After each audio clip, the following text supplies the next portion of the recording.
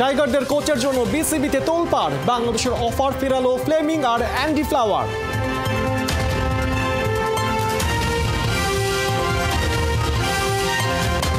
আইসিসির কাছে পাঠানো হয়েছে চ্যাম্পিয়ন্স ট্রফির খসড়া, পাকিস্তানের সাথে একই গ্রুপে বাংলাদেশ আর ইন্ডিয়া।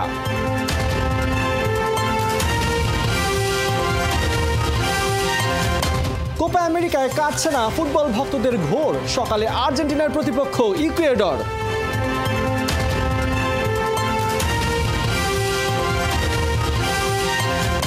চলতি মাসে আবারও সরব হচ্ছে নারী ফুটবল, 3 জাতির টুর্নামেন্টে অংশ নেবে বাংলাদেশ দল।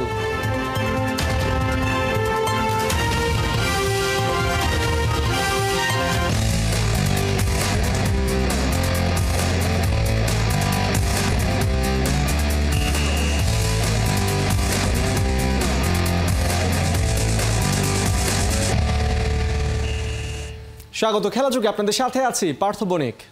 হন্যে হয়ে ভালো মানের বিদেশি কোচ খুঁজছে বিসিবি, কিন্তু মন গলাতে পারছে না কারোই। বোর্ড ডিরেক্টর খালেদ মাহমুদ সুজন জানিয়েছেন, বাংলাদেশের অফারে রাজি হয়নি নিউজিল্যান্ডের ফ্লেমিং আর জিম্বাবুয়ের অ্যান্ডি ফ্লাওয়ার। বর্তমান হেড কোচ হাতুরুর আচরণ আর ম্যাচ পরিকল্পনায় খুশি নয় বিসিবি কর্তারা। সবশেষ বোর্ড সভায় তা নিয়ে চলেছে লম্বা আলোচনা। সাইফুল রূপকের রিপোর্ট। প্রেসিডেন্ট স্যারকে আমি একটা জিনিস সবসময় দেখেছি, বলে তোমরা ভালো কোচ খুঁজে নিয়ে আসো, দেখো পারো কিনা। স্টিফেন ফ্লেমিং বলেন, অ্যান্ডি ফ্লাওয়ার বলেন, কার সাথে আলাপ করি নাই এমন লোক নাই, মানে কেউ কিন্তু আসতে চায়নি। আমরা শরীফুলকে কেন খেলাম না, ক্যান তিন সিমান নিয়ে খেললাম না। হাতুরুতে অখুশি, নামি দামি কোচ খুঁজছে বিসিবি, কিন্তু বিশ্ব ক্রিকেটের সাফল্যধারী ওস্তাদদের অফার দিয়েও কাজ হচ্ছে না। ওই সুযোগেই কি বাংলাদেশ জাতীয় দলে একনায়কতন্ত্র প্রতিষ্ঠা করে ফেলেছেন লঙ্কান গুরু? যা মন চায় তাই করেন, ধার ধারেন না বিসিবি পরিচালকদেরও। মঙ্গলবার বোর্ড সভাতে হাতুরু ইস্যুতে বেশ চটেছেন একাধিক পরিচালক। এটা তো হয়েছেই, বোর্ডে যেটা কথা হয়েছে এটা তার বাইরে বলা যাবে না, এটা বোর্ড মিটিংয়ে হয়েছে। বাট ডেফিনেটলি হ্যাঁ, আমরা সেটা নিয়ে মানে আলাপ হবে না এটা তো না, বোর্ডে তো অবশ্যই অনেক কিছু নিয়ে আলাপ হয়। আপনি ওয়ানডে বিশ্বকাপে দলের সঙ্গে ছিলেন, হাতুরু সিংকে গেল 1.5 বছর ধরে দেখছেন, যদি আরও আগামী বছরের পর্যন্ত তার চুক্তি আছে। হাউএভার হাতুরু সিংয়ে এই টার্মে আপনার কি মনে হয়, তাকে ইভ্যালুয়েশন কীভাবে করবেন? এই হাতুরা সিংকে গত প্রথমবার যখন বাংলাদেশে এসেছিল তখনকার থেকে তার একটাই ডিফারেন্স আমি অনেক বেশি চোখে পড়েছে আমার, যে খুব ডিকটেট করে সত্যি কথা বলতে সব কিছুতে। এইটা আমি পছন্দ করি না। আমার মানে তার ম্যানেজমেন্টে যথেষ্ট প্রবলেম আছে, সেটা আমি সবসময় বলি, এটা আমি সবসময় বলেও যাবো, যেটা আমি দেখেছি লাস্ট ওয়ার্ল্ড কাপে। তার প্ল্যানিংয়ে এই বছর আমি মানে এই ওয়ার্ল্ড কাপে হয়তো আমার খুব একটা ভালো লাগেনি। মানে দেখেন, প্রত্যেকটা মানুষের একটা স্ট্রং জোন থাকে, উইক জোন থাকে, বাট আমার যখন উইক জোন থাকবে সেটাতে আমি কাজ করার চেষ্টা করবো, ডেভেলপ করার। তা আমার হাতুকে একটাই পরামর্শ থাকবে যে এই জায়গাটায় যে তার ম্যানেজমেন্ট আরও ডেভেলপ করা উচিত। হাতুরু হয়তো ভেবেছেন তাসকিনের ঘুমকাণ্ডে তাকে নিয়ে আলোচনা কম হবে, অথচ ওই ভারত ম্যাচেই কোচের রক্ষণাত্মক ছক প্রশ্নবিদ্ধ হয়েছে। কোচ ক্যাপ্টেনের রিপোর্ট চায় বিসিবি। ডেফিনেটলি তাসকিন ওই ম্যাচটা না খেলাতে আমি মনে করি আমাদের অনেক ক্ষতি হয়েছে সত্যি কথা বলতে গেলে।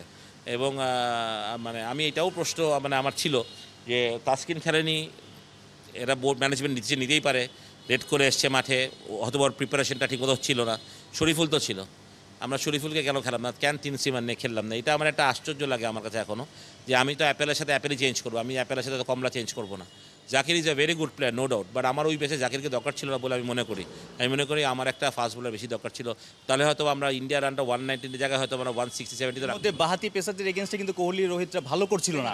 রোহিত কোহলির কথা বলতেছি আমরা, বাট মাঝখানে যে শিবাম দুবে, হার্দিক পান্ডিয়া, তারা যে স্পিনের এগেনস্টে অনেক স্ট্রং, সেটা আমাদের মাথায় রাখা, ওদের তো টেল এন্ডে এরাই ব্যাটিং করবে না। এবং আপনি যদি তাদেরকেই দেখেন, অক্ষর প্যাটেল সবাই স্পিন ভালো খেলে।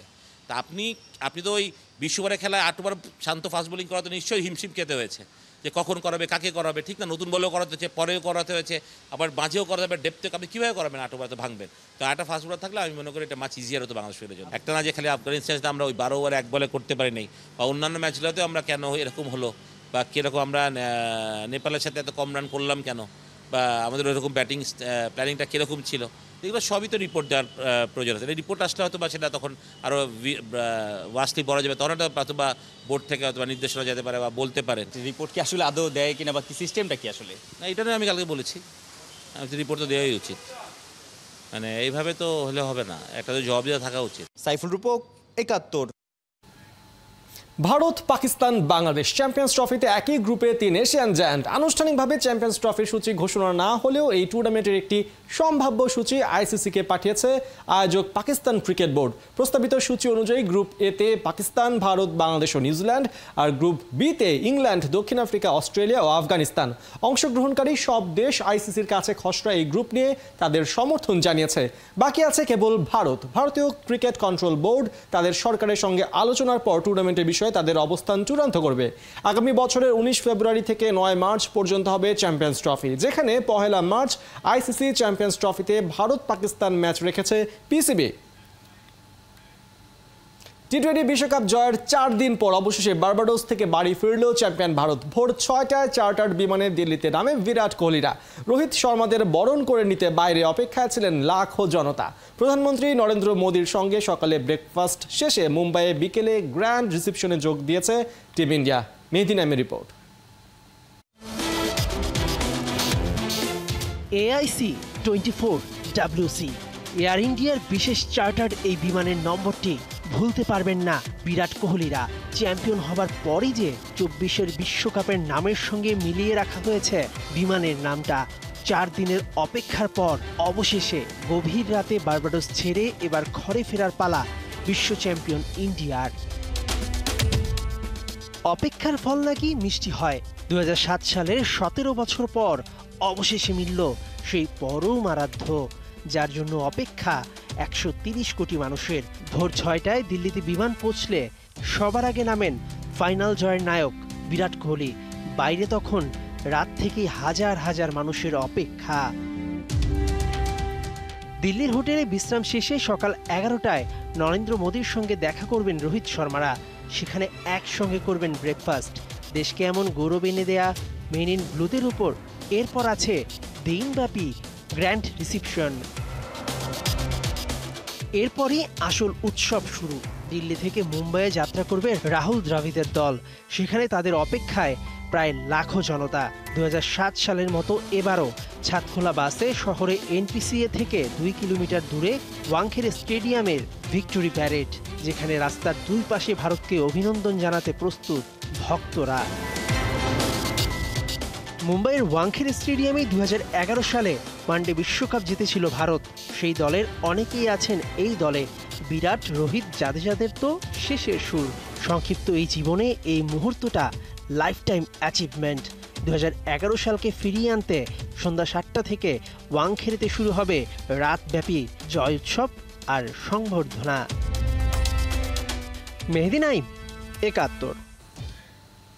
শুরু হয়ে যাচ্ছে কোপা আমেরিকার কোয়ার্টার ফাইনালের লড়াই। শুক্রবার মাঠে নামছে বর্তমান চ্যাম্পিয়ন আর্জেন্টিনা, ওদের প্রতিপক্ষ ইকুয়েডর। এই ম্যাচের আগে অনুশীলনে ফিরলেও মেসির খেলা নিয়ে আছে শঙ্কা। খেলা শুরু শুক্রবার সকাল 7টায়। কোহিনুর কণার রিপোর্ট। জীবন হোক কিংবা খেলা, মোমেন্টাম খুব জরুরি। একবার পেয়ে গেলে মুহূর্তেই বদলে যায় পুরো ছবি, আর ধরে রাখতে পারলে তাকে আটকানোর সাধ্য নাই কারো। এই যে আর্জেন্টিনা দলটা 2021 সালে কোপা আমেরিকা জয়ের মধ্য দিয়ে যে মোমেন্টামটা পেয়েছে, আজ পর্যন্ত তা বয়ে নিয়ে বেড়াচ্ছে। ফলাফল, এই দলটাই কোপা থেকে বিশ্বকাপ সবকিছুরই ডিফেন্ডিং চ্যাম্পিয়ন। কোপা আমেরিকার প্রথম কোয়ার্টার ফাইনালে এবারে আনবিটেন আর্জেন্টিনার সামনে ভয় ডরহীন ইকুয়েডর। দু দলের জন্যই গেল কোপার কোয়ার্টার ফাইনাল রিক্রিয়েট করার মৌকা। সেবার এই দলটাকে হারিয়ে সেমিফাইনালে গিয়েছিল মেসি বাহিনী।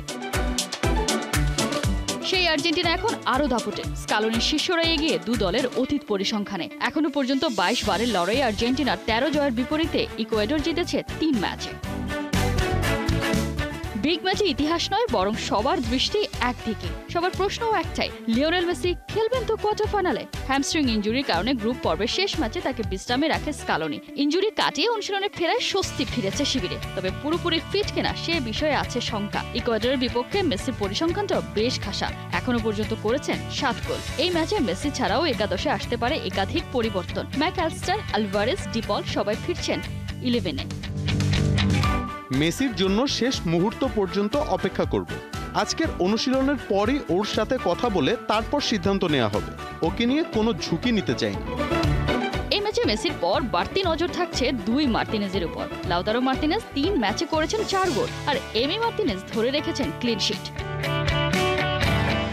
সেমিফাইনালের পথে লিওনেল মেসিরাই হট ফেভারিট। তবে খেলাটা যখন ফুটবল তখন 1 সেকেন্ডেরও নাই ভরসা। তার উপর ফাইনাল ম্যাচ ছাড়া নকআউট পর্বে থাকছে না এক্সট্রা টাইমের খেলা। নির্ধারিত সময়ে মীমাংসা না হলে খেলা গড়াবে টাই ব্রেকারে। তাই তো যা করার করতে হবে 90 মিনিটের মধ্যে। কোহিনুর কণা, 71। একটা রেকর্ডের হাতছানি লিওনেল মেসির সামনে আন্তর্জাতিক ফুটবলের দ্বিতীয় সেরা গোল স্কোরার হতে পারেন শুক্রবারই। একটা গোল করলেই ইরানের আলী দাইকে ছাড়িয়ে যাবেন মেসি। সামনে থাকবেন প্রিয় শত্রু ক্রিশ্চিয়ানো রোনালদো। রহমান পিয়ারের রিপোর্ট। আলো ছড়ানোর দুটি উপায় আছে, নিজে মোমবাতি হয়ে জ্বলা অথবা আয়নার মতো আলোকে প্রতিফলিত করা। লিওনেল মেসি কোনটা করছেন, কোথায় তার মাহাত্ম্য? মহাতারকাদের লড়াইয়ে মেসি কি আর্জেন্টিনাকে সবচেয়ে বেশি করেছেন আলোকিত? ৩৭ বছর বয়সেও দলের প্রাণ ভোমরা, এখনো তাকে ঘিরেই আবর্তিত হয় সব আলোচনা। কোপা আমেরিকার কোয়ার্টার ফাইনালে ইকুয়েডরের বিপক্ষে তিনি খেলবেন কিনা তা নিয়েই যত জল্পনা।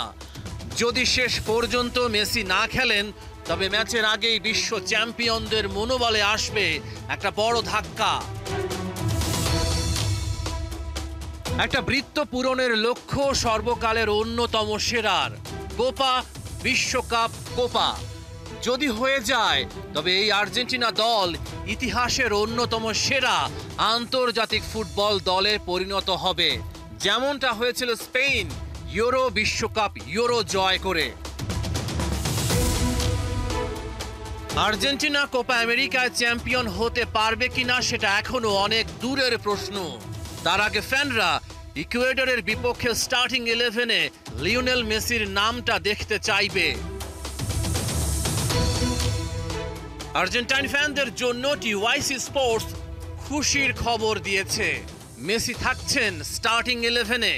সেক্ষেত্রে স্কালোনি প্রথম একাদশে রাখবেন না ডি মারিয়াকে।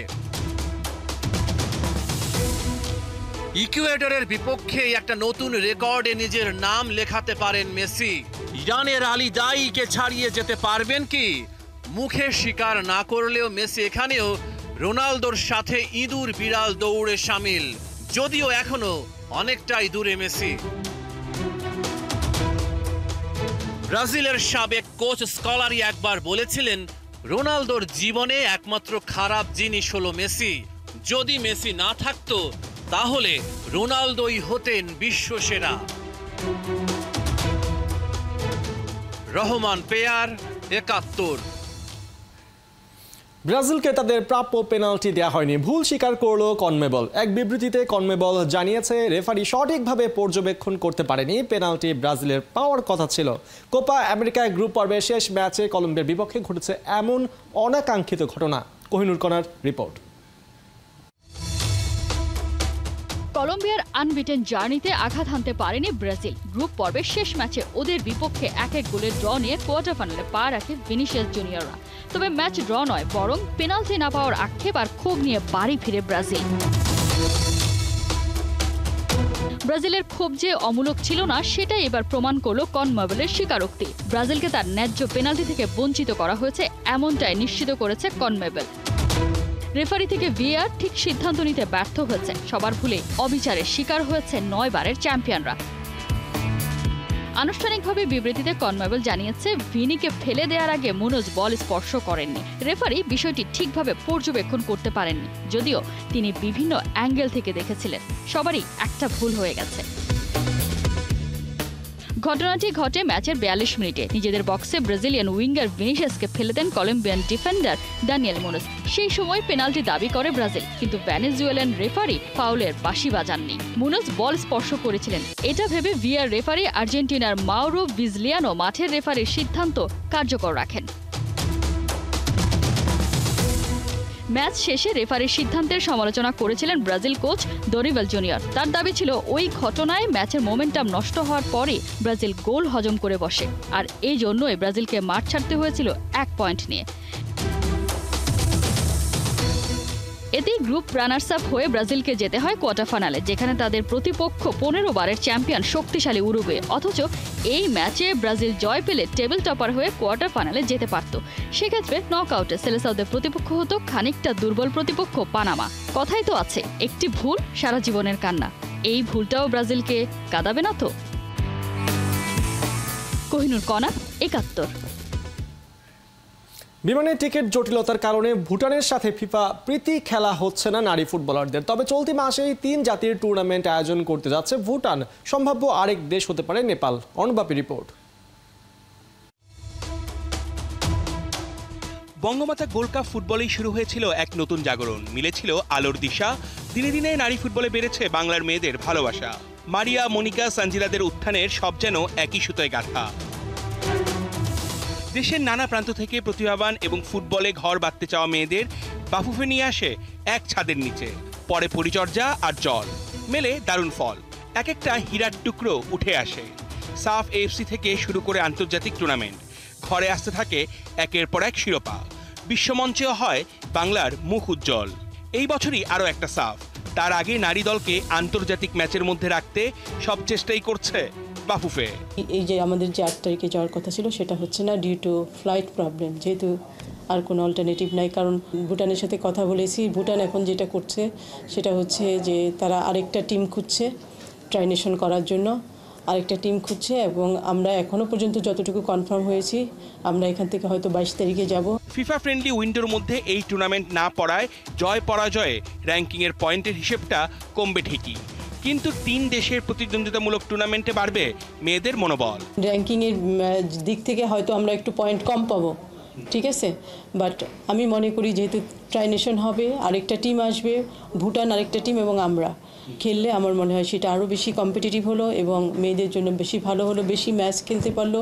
আর আমরা আশা করি সেটা হয়তো স্ট্রং টিম হবে, সেটা যদি স্ট্রং টিম হয় তাহলে তো আরও ভালো হলো।